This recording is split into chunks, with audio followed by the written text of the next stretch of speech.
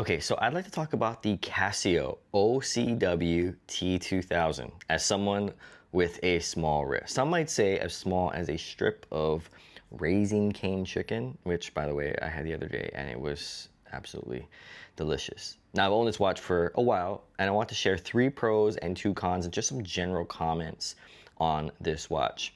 In case you're curious, I know it's kind of stretched out right there. My proportions are 6¼ inches circumference or 16 centimeters. And I have a wrist table across of about 2 inches. But first, let's talk about the boring stuff. From 12 to 6, I got 41 millimeters. Now, from the 9 to the 3, including the crown, I got 44.5. Lug to lug, I got 47 millimeters.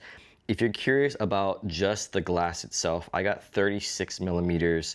And in terms of the bracelet, it starts off at 20 and it tapers down at just about 18. But let's talk about why I bought this watch. I've been thinking about Oceanus watches for a while.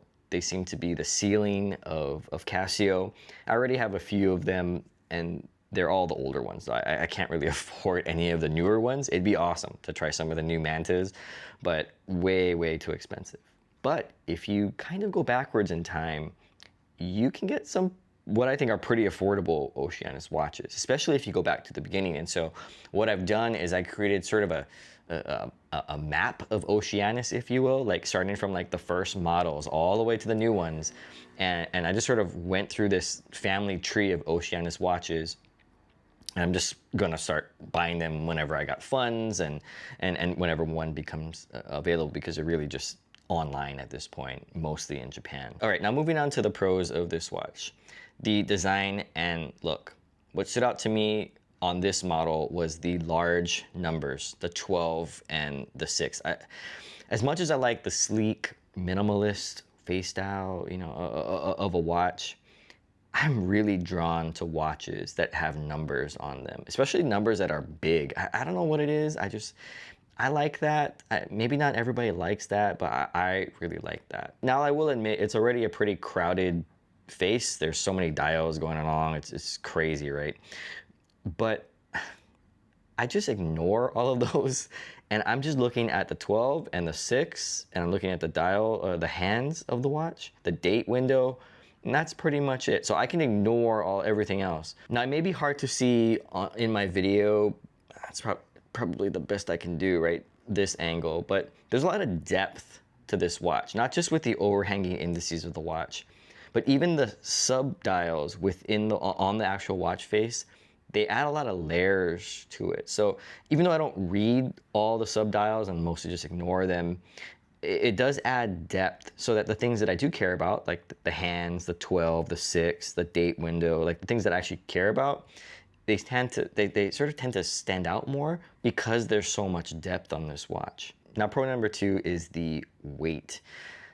Titanium, I love it. It feels almost too light at first. If you're not used to titanium on a watch, you're gonna think it's like cheap. It feels cheap, but actually it feels really good, especially after a long day at the office. It feels excellent to just have something light. I don't have to take off my watch, you know, like this. Sometimes you gotta take off your watch because your wrist is so sore. Oh, it's so heavy after, you know, that desk diver all day. This one, no problems at all. The metal also feels really soft on my skin. That's the only way I know how to describe it. That's probably not the right word, but it feels soft. I guess that's the difference between steel and titanium, or brass and titanium. But the metal just feels soft. And I don't know if it's psychological, but I will just say that it adds to how the watch feels light. And the third pro are the features, of course. It's packed with what you would expect for an Oceanus. This watch comes with a lot of functionality. You have all the dials, which again, I admit I don't even play with because the manual is in Japanese and I don't really want to screw with that. However, the features that I do care about are the solar, the glass coating, and the lume. So I'll just talk about those. So the solar is a great feature to have, as with all these Oceanus watches. I don't have to worry about battery changes, so that's really great. The coating on this glass is really, really nice. It's probably not going to show here on the video, but the clarity of the glass and how it looks, I think it's absolutely amazing, especially, you go outside, but even indoors, it's just really easy to read. And the lume on this watch, oh, I absolutely love it. It's a very nice shade of blue, and it's pretty strong, but I just really like how blue it is. The lume isn't on the 12 and the 6, so just a heads up. It's just on the indices and the hands itself. But I really like the lume on this. I have another Oceanus watch, and the lume is green. I just think that looks weird on an Oceanus watch, but it's green. But on this one, it is a very nice blue. Oh, but let's talk about those cons, because this watch is not perfect. Unfortunately, it's the size. Maybe, okay, and I want to clarify what I mean by that. So this is one of those iffy watches for me right now, and it really comes down to the size. And for me, as someone with a small wrist, size is one of the most important things. The watch looks too big, it feels too big, forget it. I just don't want to wear it. Now, I will say I've been wearing this watch confidently since I got it, but there are times when I question it, if it's too big. And like I said before on this channel, if I have to question it, is the watch too big? It is too big, because I shouldn't be questioning it. If it's perfect, I won't say anything at all. And so at 41 millimeters, this is, again, from the 12 to the 6 up the top, bezel to bezel, it is pushing it. I think I'm comfortable with 40. 39 to 38, that is like the sweet spot for me. But I think at 41, it's getting a little bit big. However, I do think the reason why I question this watch, and it has nothing to do with the physical size of it, but it's because of the 12 and the 6 features that I like. So the 12 and the 6 are fairly big. I would call it, even they're relatively big on a watch like this.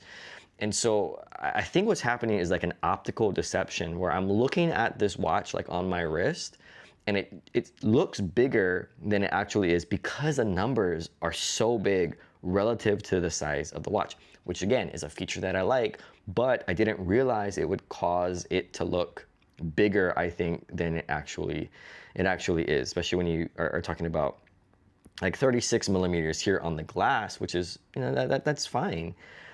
But because the numbers are big, like, even though it's, what I'm trying to say is the numbers are probably more suited for a bigger size watch, but, and I think that adds to why it may look bigger. And so for those who are curious about this watch, if you try it on, it's like, it's kind of like borderline iffy, but it's more like psychologically iffy, if that makes sense. The dimensions are fine, but when you look at your wrist, you look at those numbers, it indicates a bigger watch, but it's actually not a bigger watch, but it can make you feel like it's a bigger watch. So just something to consider. Size-wise, I'm confident on most days, but I can say that that question is not completely out of my mind, like the other watches that I think are more appropriate. But at 41, I think I can pull this off, but the big numbers definitely do not help that size. And the second con is the durability of this watch. And not that it's gonna break, it's more like it's a scratch monster. The bottom clasp is, yeah, it's gonna get some wear and tear because of the titanium. And I know, that's just part of it. It's a sacrifice, that's a trade-off that you make. But as I've started to collect more and more watches, I gotta say, the watches being scratched are okay, especially if it's not on the actual face of the watch, the glass. But the bracelet and stuff, it's going to get scratched because we use them. That's just part of it. If you have a watch that you just want to lock up and have no scratches, it's basically a wall clock, right, or desk clock. But I'm buying watches because I want to wear these things, right? I want to wear it, see it throughout my day. And so I have to be okay with the scratches, and that just adds to the character of the watch. So now to close, I'm really glad I was able to pick up this older one, and looking back, I'm glad that I'll be able to pick up some of the older Oceanus watches. I think I got this one for under $200, which is absolutely amazing for that particular price. I really like the Oceanus line, and I hope to continue to get some of the older models. I think they're absolutely great, and this is not going to be a monthly thing where I buy a new Oceanus every month, but it could be something where on special occasions, maybe a couple times a year, looking at some of the older Oceanus models, not the new ones, but some of the older ones, I think would be really nice, and sort of building the collection, that way. And of course, I look at the Mantas, I think, oh my gosh, it would be amazing. I think the S5000, for someone with a small wrist, I think that is the perfect dimensions for someone like me. But the price on those is just, it's a little bit much. So I'm going to hold off on that and really start to appreciate some of these older ones, I think, first. And hopefully by the time I get to that one day, if I do get there, then hey, I can appreciate it more and have a nice collection of Oceanus watches. So thanks for watching.